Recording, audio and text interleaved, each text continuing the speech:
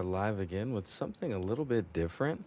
So, I want to start this episode series called The Conspiracy Hour, and it's where we'll spend about an hour every night talking and kind of learning about some of the conspiracies going on with all of the recent events in the UFOs being UOB, UAB, whatever they want to call them now, being talked about more among the government. And I just feel like this is the right time to kind of dive into, that edge of the world. So join me along. Today we'll be hearing about a debriefed file on people who found live alien beings.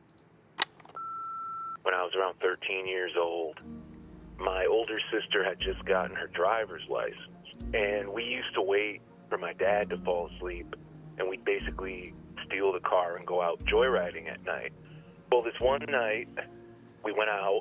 On the way back, my sister's like, let's just go the back roads. I feel like going by my friend's house. So we're going the back roads, and on the right-hand side, in somebody's front yard, we see this giant black disc. This thing is about half the size of a house in height, about the width of a house.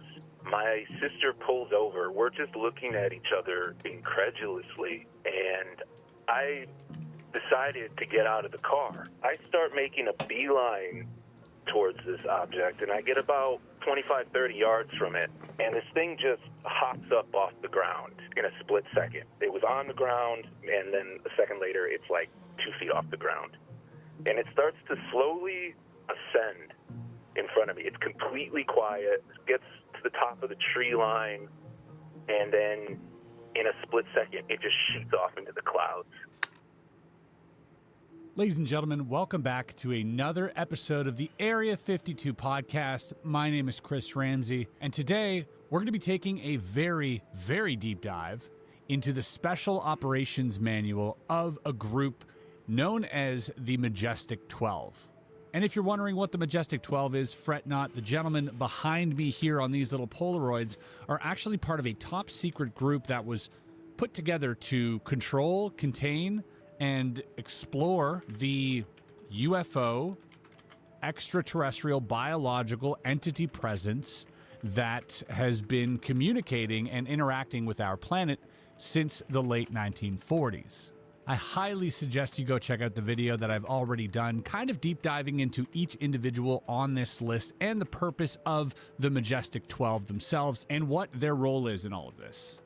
The manual allegedly came out in 1954, but was not leaked until 1994 to a gentleman by the name of Don Berliner. There were Tri-X negatives mailed to Mr. Don Berliner, postmarked on March 7th, 1994. Now, the document we're going to be reading is a replica of the one that was photographed by an unknown person that was submitted on, this reel of photos. The MJ-12 debate goes pretty deep among UFO researchers, and people flip-flop back and forth. I've been looking forward to reading through this document, and I can't wait to do it with you all today. Before we do that, a few little things I must say. First of all, here's a word from our sponsors. At Area 52, we run things a little differently. We investigate the unknown and chase down leads most won't touch. And when it comes to launching our own products, like our brand new MJ-12 collection, we don't do it alone. We use Shopify, our official platform for all things Area 52. Think of it as a command center for any operation, selling, shipping, marketing, even launching collections inspired by Let's skip through that, buddy. that Ryan Sorry. Woods has found through his research, proving the authenticity of these documents. So in short, forensic analysis of the language, font, and original photographic film prove that the document was produced in or around 1954. And that's according to Woods' research and expert witnesses he's contacted at the National Archive. The manual, however, did not become public until 1994. We know this where it was leaked to Mr. Berliner. Now, in the manual, they specifically talk about Area 51, S4, Site 4. Now, Bob Lazar only came public in 1989, so that would have been a full 5 years prior to this document coming out, which does raise a little bit of suspicion, obviously. But put that aside for a second, here are some things that corroborate the 1954 production of this document. So, the manual was sent anonymously to Don Berliner in 1994, but the documents were sent as images on a film, and that film was authenticated to 1954 based on its type of underdeveloped 35mm Tri-X. Number 2, the detailed packaging procedures for the recovered EBEs and craft specifically mention craft tape, not duct tape, which is accurate to 1954 shipping methods. Okay. The packaging procedures spell out screwdriver as 2 words, which was customary in 1954, but not today. Okay. Similarly, first aid was capitalized in 1954, but the U.S. Custom changed to lowercase first aid in the late 1950s. Similarly, again, the control sentence on one of the pages specifies N.Mex for New Mexico, when the modern abbreviation would be NM. Number 3, the only typo in the document is desiccant, spelt with 2 C's, not 2 S's, suggesting the document underwent thorough manual editing, but not computer-based editing, since a spell checker would have caught the mistake automatically. Next up, the letter Z. The letter Z is raised from the other text, indicating the printed document came from a hot lead printing press, appropriate to 1954, and not a more modern monotype press, which does not have the same problem with a raised Z. The Z button was not used frequently as the other letters, and unfrequently used letters like the Z got crud on the brass slugs in the press, leading to the letter being raised above the others. Very interesting. So the raised Z matches other Army manuals at the time. Okay. If you want to read more detailed, obviously more granular research that Mr. Ryan Woods has put together, head over to that website if you're still feeling a little bit skeptical. But for now, I invite you to put that skepticism aside, suspend your disbelief, and come with me as we dive deep into 1954 and take a look at the Special Operations Manual for Extraterrestrial Entities and Technology Recovery and Disposal of the Majestic 12. Cover letters got all types of warning. Again, this is a transcription of the original here. It says this is a top secret magic eyes only document containing compartmentalized information essential to the national security of the United States. Eyes only accessed to the material herein is strictly limited to personnel possessing Magic 12 clearance level. Examination or use by an unauthorized personnel is strictly forbidden and punishable by federal law. Okay. Which would be interesting, wouldn't it? It's interesting that they put that little thing in there. If you read this and you're not authorized, it's punishable by law. But then you would have to admit that the program exists. So it is kind of silly that they write that. First and foremost, I will say that is a silly thing. Please arrest someone for reading this and charge them with reading this specific document. That would be great. That would be a great way to get disclosure. And by the way, if you want to watch another deep dive into the MJ12 stuff, I highly suggest you go subscribe to my friend UAP Gerb. He goes deeper than anybody else into the military's involvement with extraterrestrials. So the first page here talks about the removal and or replacement of pages attached to the document requires written authorization from the Magic 12 operations officer and will be recorded by the document's records officer for each instance. Okay. Gives you a few dates here. Nothing we're going to deep dive into right now. Another warning page. Here we have a bit of an index of what to come in this document. So section 1, the project purpose and goals. 1, the scope. This manual has been prepared especially for Majestic 12 units. Its purpose is to present all aspects of Majestic 12 so authorized personnel will have a better understanding of the goals of the group, be able to more expertly deal with unidentified flying objects, extraterrestrial technology, and entities, and increase the efficiency of future operations. Number 2. Why would they write that if there wasn't a reason to? MJ12 takes the subject of UFOBs. Now, UFOB was the proper acronym that people would use to describe UFOs back then. So if you're ever searching the CIA archive, and if you type in UFOs, you probably won't get much. But UFOB, you'll get quite a bit of results popping up. And if you're wondering what does the B stand for, it's simply object. So they use the O and the B. So like a UFOB, the O and the B would stand for object. MJ12 takes the subject of the UFOB's extraterrestrial technology and extraterrestrial biological entities very seriously and considers the entire subject to be a matter of the very highest national security. For that reason, everything relating to the subject has been assigned the very highest security classification. 3 main points will be covered in this section. A, the general aspects of MJ-12 to clear up any misconceptions that anyone may have. Okay. B, the importance of the operations. And C, the need for absolute secrecy in all phases of the operations. 3, security classifications. All information relating to MJ-12 has been classified Magic Eyes only and carries a security level 2 points above that of top secret. The reason for this has to do with the consequences that may arise, not only from the impact upon the public should the existence of such matters become general knowledge, but also the danger of having such advanced technology as has been recovered by the Air Force fall into the hands of unfriendly foreign powers. No information is released to the public press, and the official government position is that no such special group as MJ-12 exists. Also interesting to note that the badge that Bob Lazar had while working at S4 had the letters MAJ on the badge. This is not an official replica of the badge, but in the new Project Gravator movie that's coming out, S4, the Bob Lazar story, they do replicate that badge, so you can see what that looked like according to Bob's memory. Number 4, history of the group.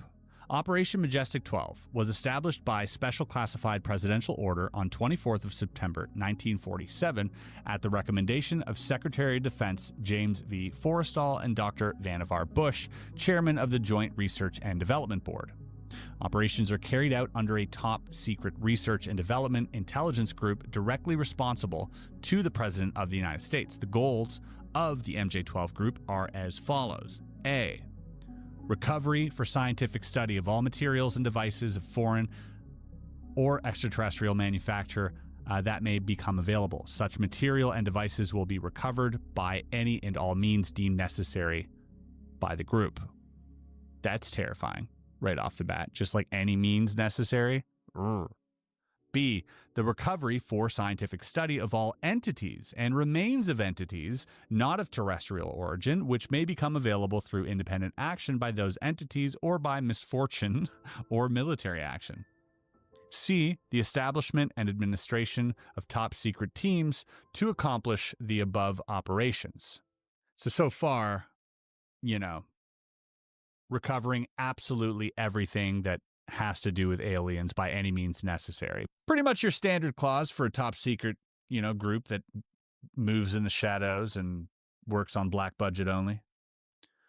D, the establishment and administration of special secure facilities located at locations within the continental borders of the United States for the receiving, processing, analysis, and scientific study of any and all materials and entities classified as being extraterrestrial origin by the group of the special teams. Now, we do know of some of these bases located around the United States, namely S4 or Site 4 where Bob Lazar worked, but we also hear about Dulce in New Mexico, about the famous, Phil Schneider sort of underground firefight that happened with the EBEs, and possibly many other places in the United States that have underground military facilities harboring, and deconstructing, reverse engineering, and working on a lot of these projects. E, establishment and administration of covert operations to be carried out in concert with Central Intelligence to effect the recovery for the United States of extraterrestrial technology and entities which may come down inside the territory of or fall into the possession of foreign powers. And F, the establishment and maintenance of absolute top secrecy concerning all the above operations. Number 5, the current situation. It is considered, as far as the current situation is concerned, that there are few indications that these objects and their builders pose a direct threat to the security of the United States, despite the uncertainty as to their ultimate motives in coming here. Certainly, the technology possessed by these beings far surpasses anything known to modern science, yet their presence here seems to be benign, and they seem to be avoiding contact with our species, at least for the present. Several dead entities have been recovered along with a substantial amount of wreckage and devices from the downed craft, all of which are now under study at various locations. No attempt has been made by the extraterrestrial entities either to contact authorities or to recover their dead counterparts or downed craft, even though one of the crashes was the result of a direct military action. The greatest threat at this time arises from the acquisition and study of such advanced technology by foreign powers unfriendly to the United States. It is for this reason that the recovery and study of this type of material by the United States has been given such a high priority. Now, I completely understand that. That is something I think we can all get behind in 1954. This is Cold War era, post-World War II. Tensions were still incredibly high as we had just developed the first nuke and deployed it. And now we're all kind of sitting back and wondering, do the Russians have this? Are they going to fight back and retaliate? So this type of technology in the wrong hands could have been absolutely devastating. Could still be devastating, but especially back then. It's so crazy to just let your mind sit in 1954 with, this type of material if you were read into it. It is one thing to be told today or shown even that UFOs exist and that aliens are real, right? But we have so much preliminary cognitive padding when it comes to the UFO subject through science fiction, through even newspapers, TV shows, podcasts like the one you're listening to right now, that the amount of shock would have to be dampened. Like the shock of something like this back then would have been insurmountable and unfathomable for anybody. 1948 was when the helicopter was made public, was flown publicly. So in 1947, the helicopter was actually advanced military technology. So you're going from 1948 seeing a helicopter for the first time to potentially being face to face with beings from a non-earthly origin and their technology. I mean, it must shatter your paradigm so much. Chapter 2, Introduction. 6, the scope. 6A, this operation manual is published for the information and guidance of all concerned. It contains information on determination, documentation, collection, and disposition of debris, devices, crafts, and occupants of such craft as defined as extraterrestrial technology or extraterrestrial biological entities, EBEs, in Section 2 of this chapter. B. Appendix 1-1A contains a list of current references, including technical manuals and other available publications applicable to these operations. And C. Appendix 2 contains a list of personnel who comprise the Majestic 12 group. 7. Forms and records. So forms used for reporting an operation are listed in Appendix 1. Section 2 of Chapter 2. The definition and data. 8. General. Extraterrestrial technology is defined as follows. A. Aircraft identified as not manufactured in the United States or any terrestrial foreign powers, including experimental military or civilian craft. Aircraft in this category are generally known as unidentified flying objects or UFOBs. Such aircraft may appear as one of several shapes and configurations and exhibit extraordinary flight characteristics. B.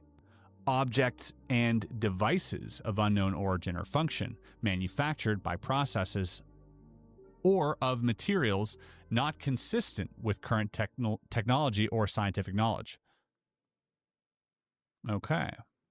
Well, that's interesting. See, they define extraterrestrial technology here as a devices of unknown origin or function manufactured by processes or materials not consistent with current technology or scientific knowledge. So they're not saying that the ET technology couldn't be manufactured here on Earth. C.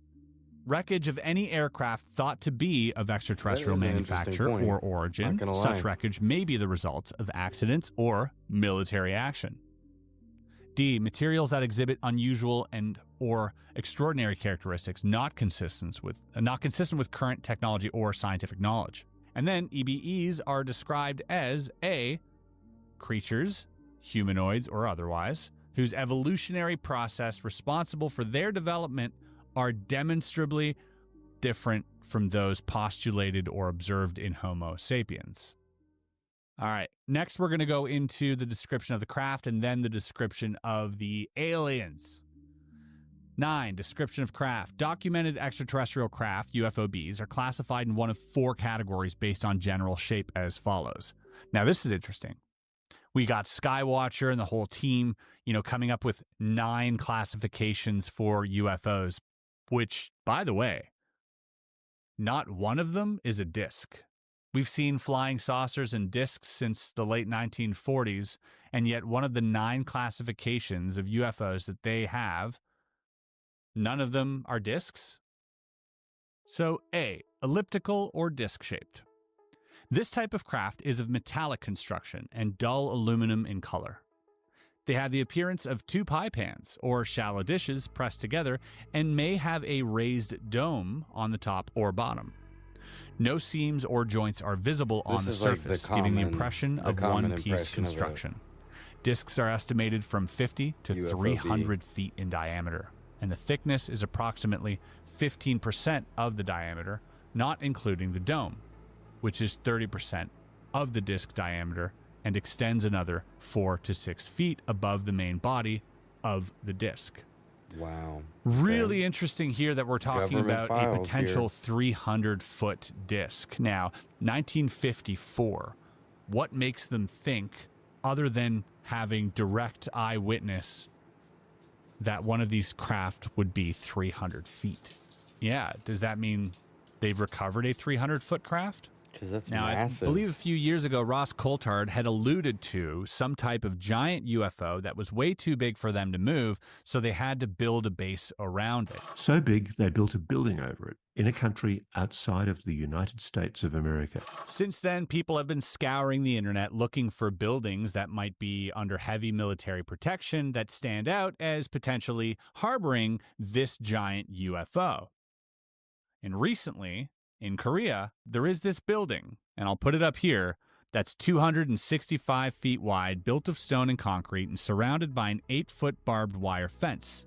The signs mark it as belonging to the South Korea's Aviation Authority, and it has navigational equipment mounted on top. Other models of this antenna platform can be seen elsewhere in South Korea, and the equipment for them does not extend below the platform, meaning the equipment is only built atop the building in question.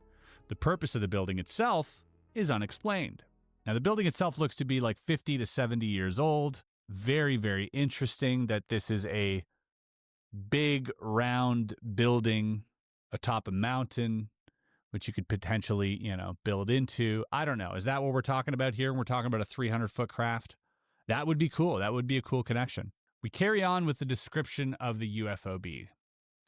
The dome may or may not include windows or ports, and ports are present around the lower rim of the disc in some instances. Most disc-shaped craft are equipped with lights on the top and bottom, and also around the rim. These lights are not visible when the craft is at rest or not functioning.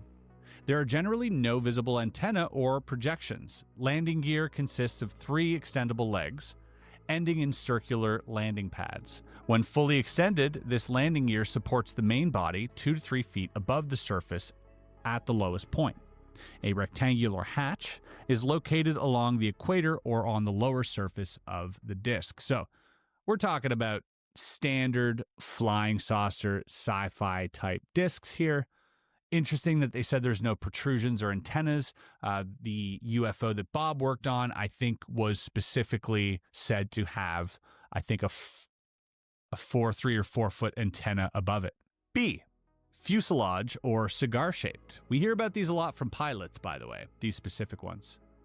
Documented reports of this type of craft are extremely rare. Air Force radar reports indicate there are approximately 2,000 feet long and 95 feet thick. What? That is incredibly long. 2,000 feet? That's massive. My God. Let's calculate this in American metrics. How many fridges wide is 2,000 feet? If we assume a standard fridge is about 3 feet wide, then 2,000 feet would be roughly 677 fridges lined up side by side.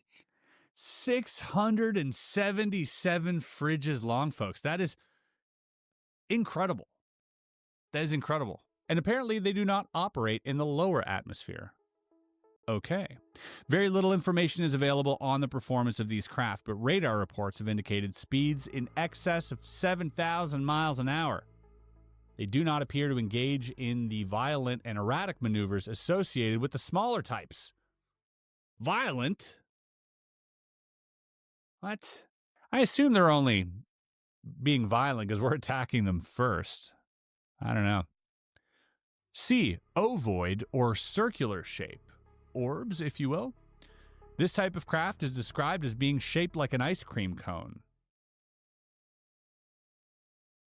being rounded at the large end and tapered to a near point on the other end.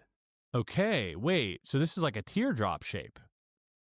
This is what actually John Ramirez on the latest podcast kind of described too. Very interesting.